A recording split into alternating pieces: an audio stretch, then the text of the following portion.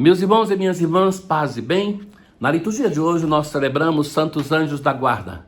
A palavra de Deus vai documentar no Antigo e no Novo Testamento esses seres espirituais que são enviados pelo Senhor, vamos ver na leitura de hoje também, que têm a função de proteger, de guardar os seres humanos, de estar ao lado, de indicar a via do Senhor, de dar saúde do corpo e da alma, de defendermos no combate, de combates que sozinhos nós não poderíamos, contra o tentador, contra o demônio, mas que o Senhor envia os seus anjos e que é uma realidade que nós não podemos negar, porque negaríamos a dimensão espiritual da nossa igreja, da nossa fé, e isso seria cair num racionalismo sem freios. Ora, é na liturgia por excelência que nós temos esta comunhão com os anjos e com os santos.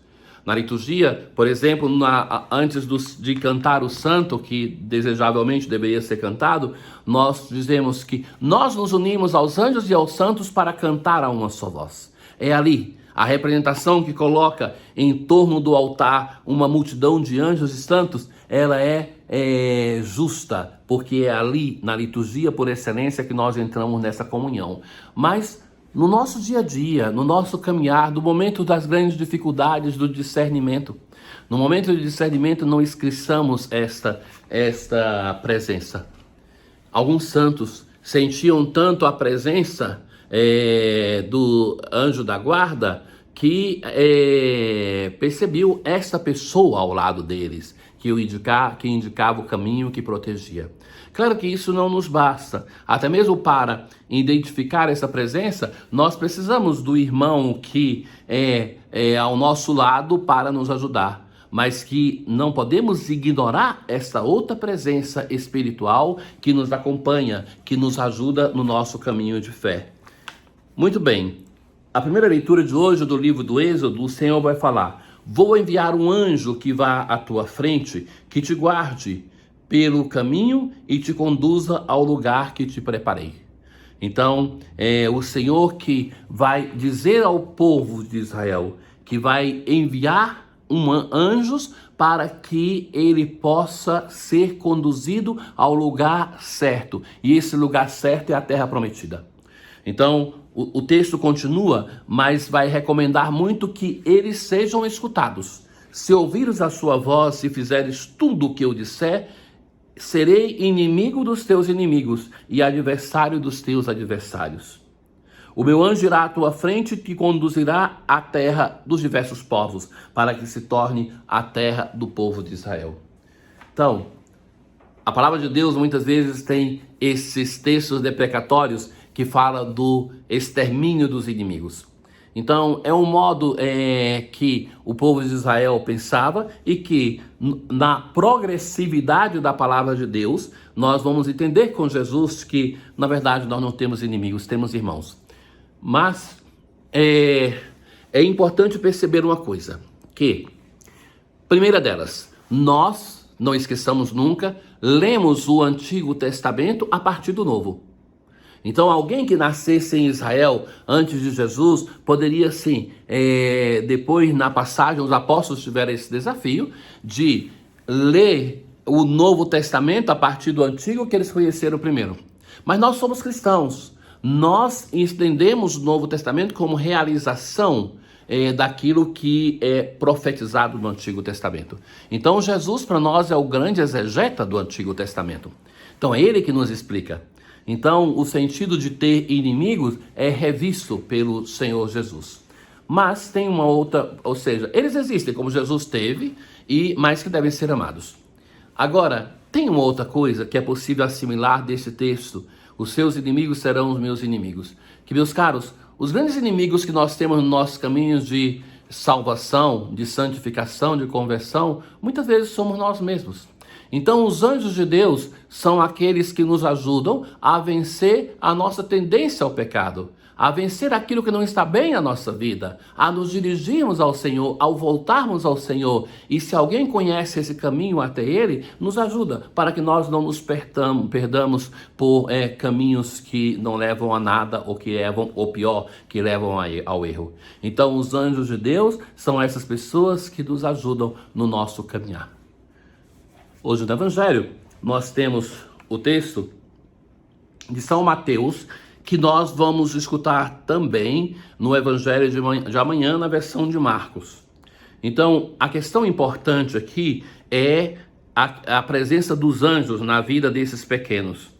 Os discípulos perguntam a Jesus: quem é o maior no reino dos céus? Essa pergunta, para nós, parece não ter muito sentido, mas ela tem um porquê. Porque a mentalidade da época, e essa está na mente dos discípulos, está na mente de muitos cristãos hoje, é que tudo é organizado por uma hierarquia.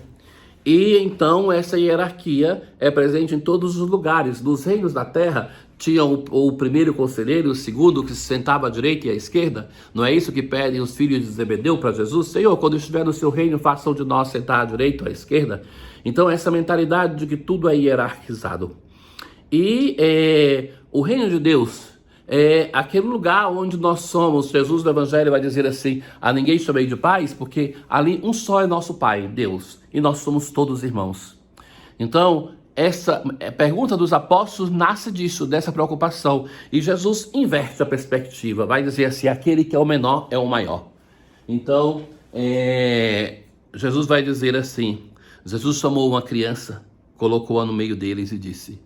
Então, a criança é a realização plástica, cênica, daquilo que é pequeno, sobretudo no tempo de Jesus. Então, uma criança já é assim sempre, né? Às vezes, esses dias eu estava celebrando a missa e tem uma bela criancinha que se aproximou. Eu estava sentado para escutar a leitura e ela veio para me mostrar o seu brinquedinho e fez assim para me cumprimentar, como se ela, que já é a criança que é fruto desse tempo de pandemia, então que cumprimenta assim, mais de uma criança eu encontrei assim. Aí então veio, falou comigo, eu falei que o brinquedo era bonito e aquela era mais bonita ainda. Aí ela então foi e voltou para perto da mãe. Aí depois tinha outra criança e as duas crianças começaram a girar na igreja. E depois alguém então veio, porque eu tinha que repreender, e não vou fazer nunca isso. Deixai vir as minhas criancinhas, deixai. O problema para mim não é a criança que gira na igreja, é o adulto que não tem concentração, é o adulto que fala, é o adulto que celebra Baal. Este é o problema. A criança, se nós a excluímos do ambiente sacro, ela depois, não vamos chorar, que depois ela se distancie da igreja.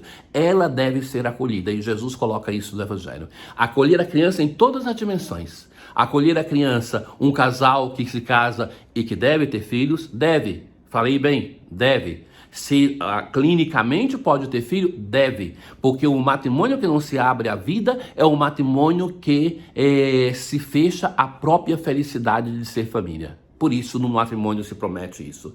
Mas Jesus coloca essa criança e vai fazer algumas considerações.